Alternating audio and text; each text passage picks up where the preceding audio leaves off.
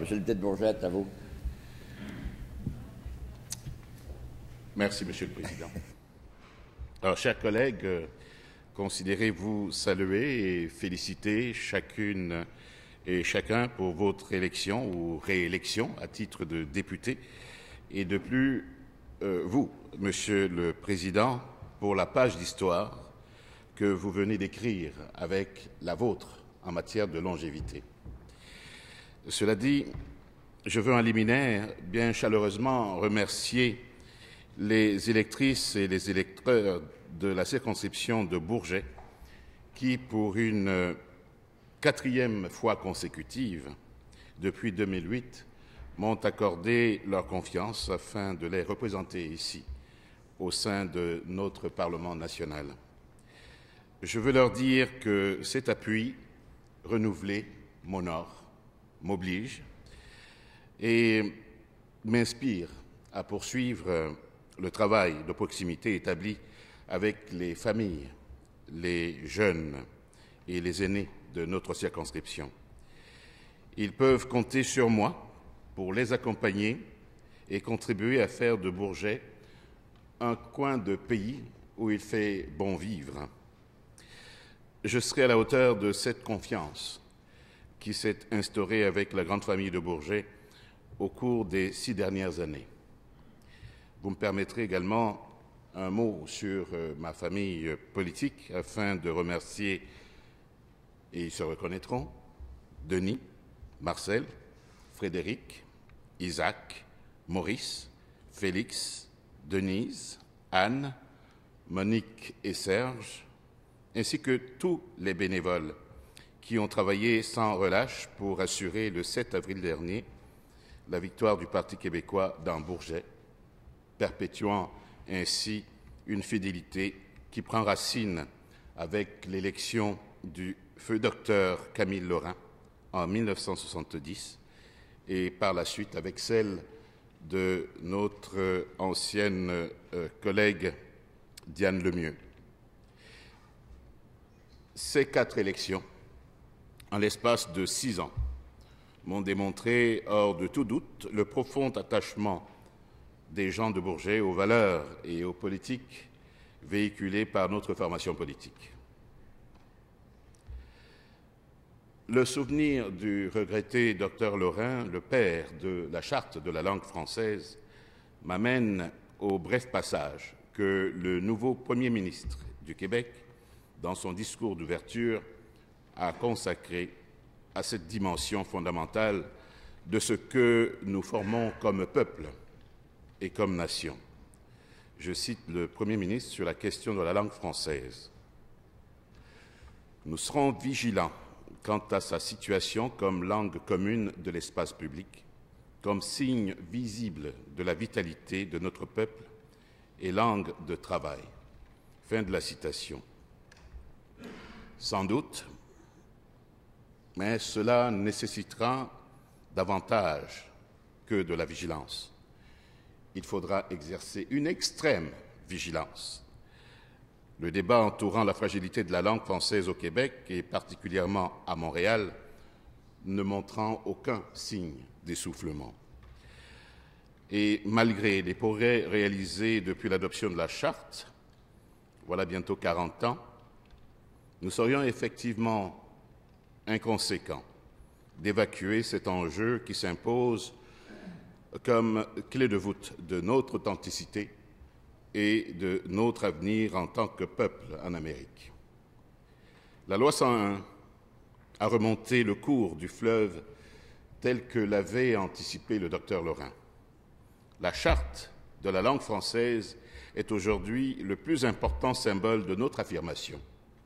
Et comme il le disait lui-même, et je cite, « Nos enfants se rappelleront toujours ce moment de mutation et de cristallisation où notre peuple s'est à la fois retrouvé et transformé, où il a repris possession de sa langue et de son pays, où il a vibré collectivement à l'évocation d'un passé où il se racine et d'un avenir où il se projette Fin de la citation.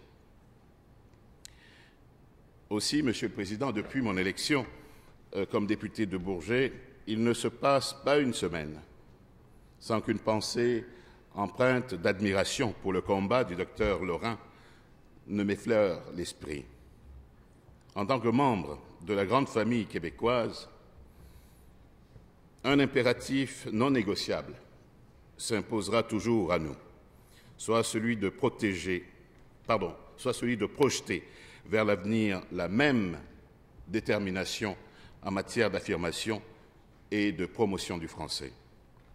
Cette détermination doit se manifester, entre autres, par un renouvellement de la charte de la langue française, notamment par le renforcement du français comme langue de travail et de l'intégration dans la charte québécoise des droits et libertés, du droit de vivre et de travailler en français, ainsi que celui pour les nouveaux arrivants de recevoir des services en francisation.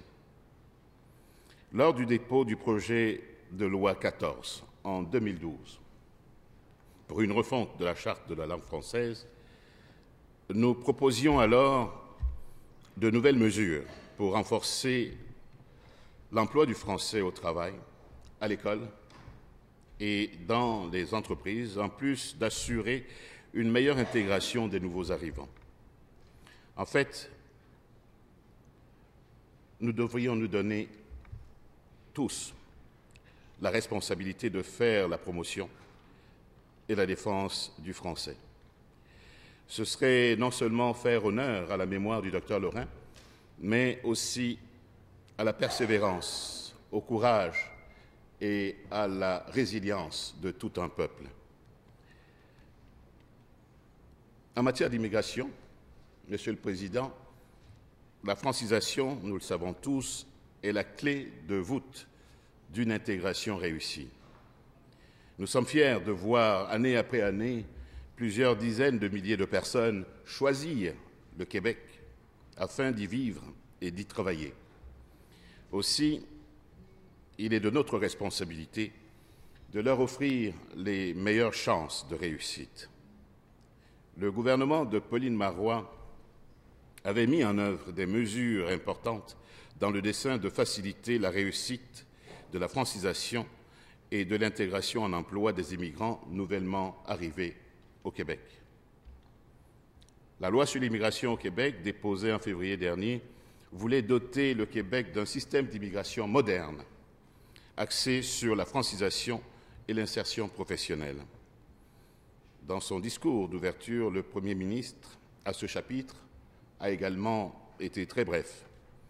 Nous l'invitons toutefois à tout mettre en œuvre, à l'instar du précédent gouvernement, pour mieux accueillir les nouveaux Québécois et favoriser leur intégration sur l'ensemble de notre territoire. Car en matière d'intégration, deux visions diamétralement opposées s'offrent aux nouveaux arrivants qui débarquent au Québec.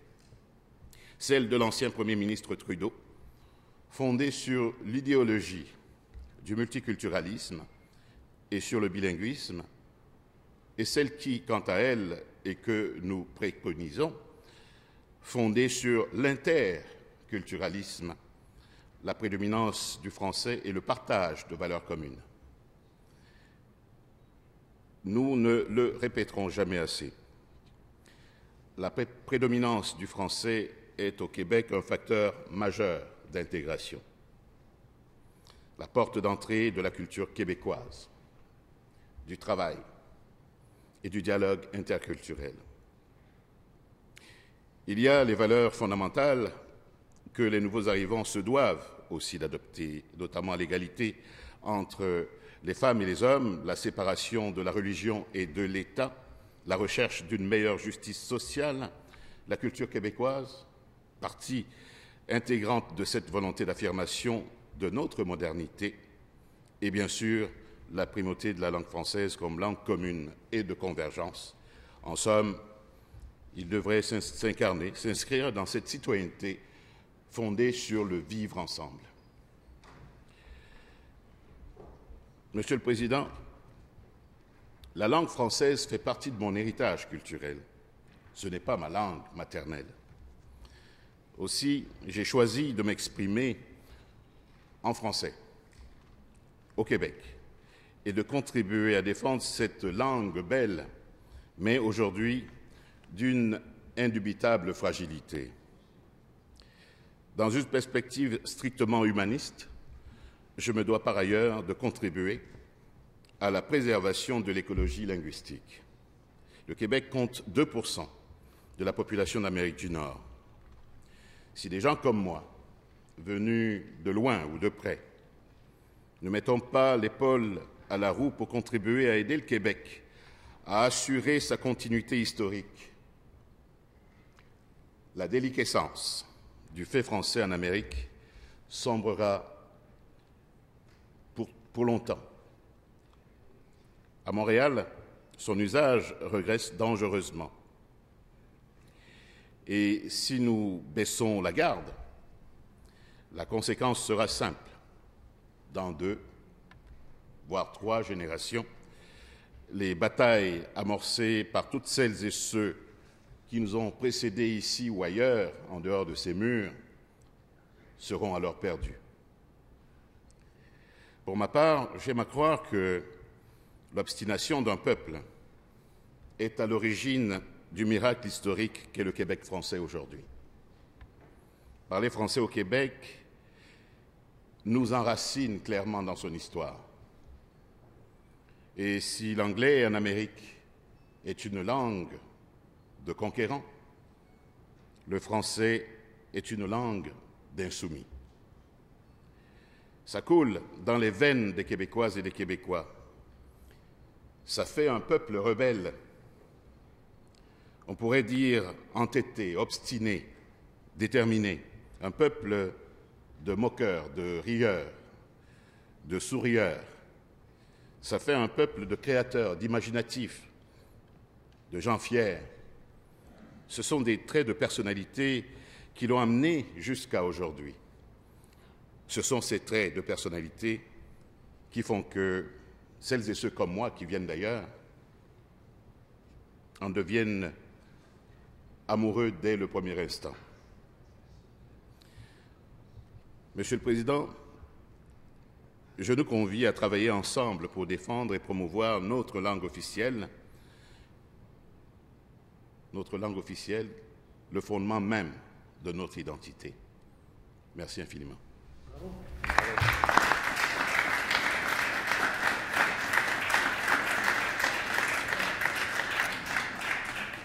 Je vous remercie, M. le député de Bourgette, de votre intervention sur le discours inaugural.